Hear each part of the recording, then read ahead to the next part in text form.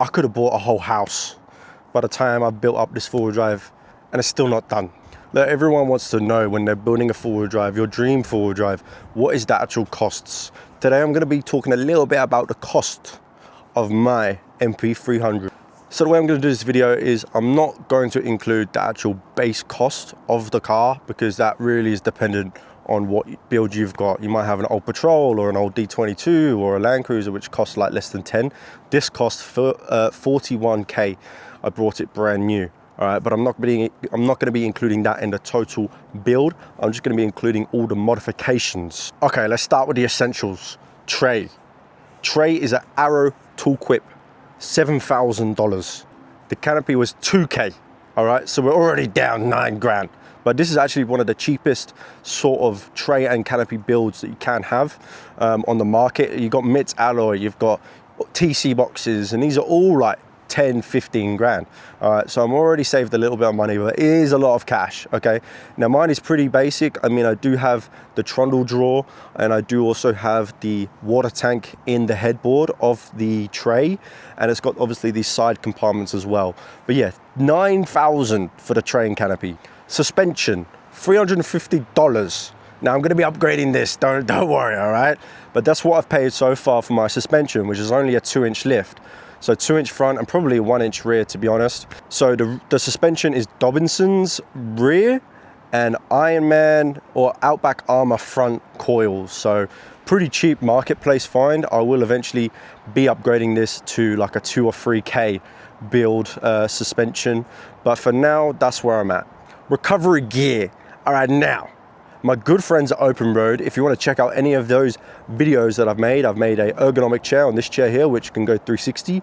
I've also done a video on the 270 awning. They're sending me out a winch. Now this leads me on to recovery gear. All right, winch, $750, okay?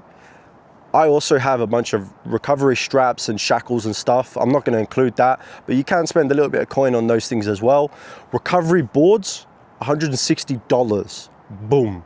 So, you know, we're moving up numbers real quick. UHF, $70. I got this off Marketplace. It's a Uniden one, pretty basic. I don't think I need to upgrade anytime soon. I barely use it. Major modifications, internal canopy 12 volt.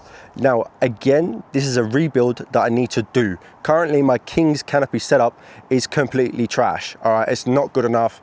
It fails on me a lot, so I'm gonna be upgrading. If anyone out there wants to partner up with me, Kick-Ass, iTech World, C-Tech, anyone that wants me, come and get me, do you know what I mean? Basically, I don't wanna spend 3k on a 12 volt, I just don't got money like that. So eventually I will be upgrading the internals of my canopy 12 volt. I want to keep it lithium and I want to power up. I want to put an inverter in there. But for now, I'm going to put the 12 volt at $1,000. All right, this is obviously fluctuates because I haven't actually built it, but I've probably spent $1 grand so far on the Kings. Bull bar and rock sliders. Obviously, I made a whole ass video on the bull bar and the DIY rock sliders. The DIY rock sliders are from DIY Customs. They cost $290, I believe, around there. The bull bar cost me $1,600. It is an OCAM bull bar. All right, so those two things, no, I'm happy with them, but it is a bit of coin. All right, and I buy everything pretty much brand new, apart from the things I've mentioned for this car. The main protection stuff, I want it brand new. Awning, $700. 270 awning, I absolutely love it. It's the best money you'll ever spend on an awning. Is the best thing I've got on this car, 100%. Roof rack is an OCAM. This cost me $590 around there from OCAM. I'm not happy with it. I want to change it, but it's kind of too late. It is what it is. But yeah, could definitely upgrade there. And snorkel. Obviously, snorkel and airbox go one on one. I think the brand is Canafab. So if you're interested in a bit of a cheaper combination, because 1,400 isn't really that expensive, J-Max is like 2 grand. So if you're looking for a cheap kind of alternate, that's where I would go. Canafab, it's a local one in Victoria. So that's the snorkel, the awning, the roof rack. What else have we got? So I'm not going to include service pricing because it's different from me that it might be for you. Obviously, I got a brand new car, so I kind of have to go to the dealership to to make my warranty legit. But for you, it might be cheaper in terms of servicing costs. I do have a light bar, which cost me $100. There's a few other miscellaneous stuff, like my tires. Well, that's not miscellaneous. I completely forgot about it. Tires, Falcon Wildpig AT3Ws, cost me $1,100. The steel rims I have right now are off Marketplace for $100. So, we've talked a lot about everything.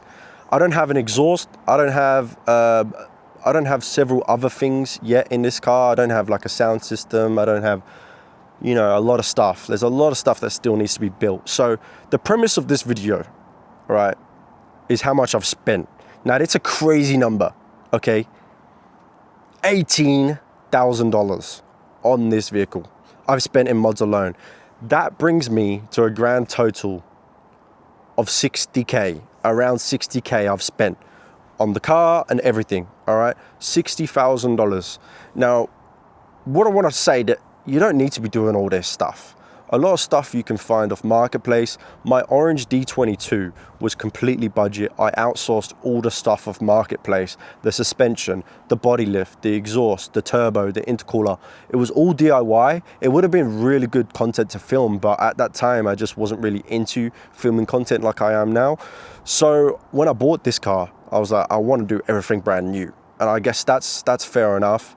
For the most part, I'm happy, but it is a lot of money and I could have probably bought a house deposit out of it. Do you know what I mean? But that's kind of it, really. I just wanted to make a quick little video to show you guys what's going on. And that's the build so far. As I said, I've still got to do the 12-volt system. I've still got to put a decent, like a high quality lift. If you've got any suggestions at all, let me know in the comments. For both of those things, which system are you running? Are you running Red Arc? Are you running, you know, iTech World or whatever it might be for 12 volt? Let me know, and let me know what brand suspension you guys are running in the comment section down below. If you want to check out any other modifications I've done to the NP300, it'll be on screen for you to click now. Without further ado, like and subscribe. See you later.